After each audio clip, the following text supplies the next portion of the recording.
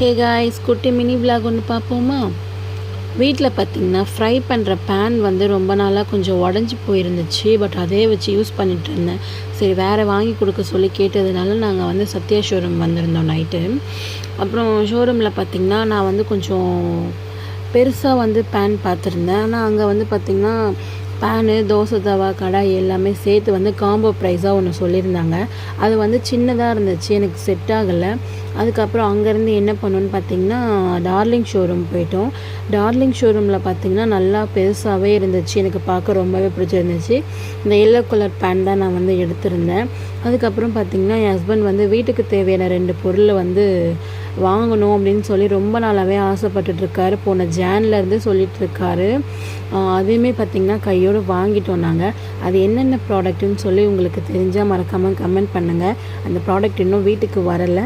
நாளைக்கு இதோட லாங்